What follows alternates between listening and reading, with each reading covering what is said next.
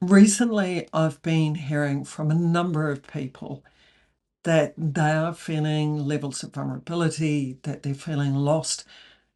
They're feeling like their light is being dimmed, so that the light of their soul is being dimmed. And this is because of experiences and interactions that haven't gone the way that they expected them to. So they've been left with lots of questions, lots of processing, and they've been wondering, what the heck's going on? When things don't turn out as we hoped, it's completely humanly natural to feel let down, disappointed, and hurt.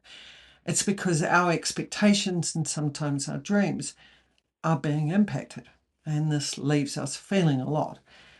But what we don't often realize is that the expectations that we have around what didn't happen, well, they're rooted in neediness, and that is a desire for something to happen other than what is actually happening, where we have an emotional attachment to it.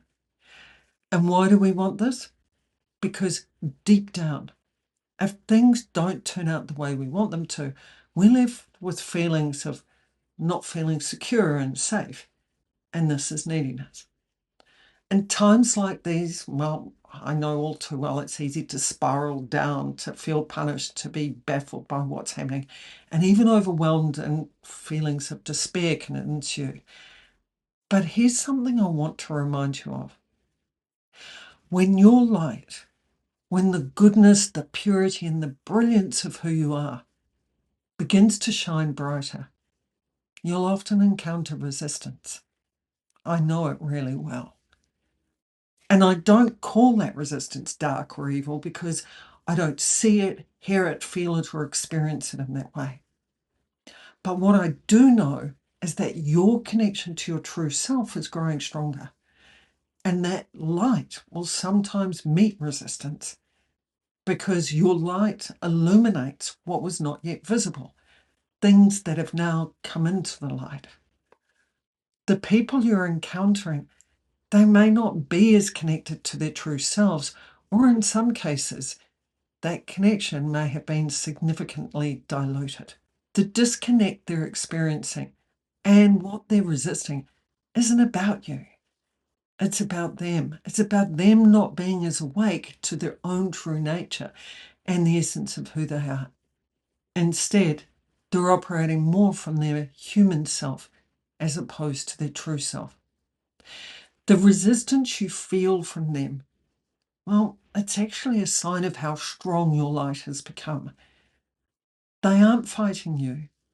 They're fighting the light within themselves. And they're fearful of giving up the control. And they're also resisting the call to return to their true selves and the wholeness within them. But here's another thing I know. I know from my own experience. The people who resist the most, who put up the hardest fight to hold on, are often the ones who experience the greatest turnarounds. So, yes, honour and feel your hurt and the emotions you're going through. But also know that within you, the true you holds all the safety and the security you need. Trust your light. And when your emotions settle, trust your inner knowing to guide you to do what's right for you. Listen to it and act on it.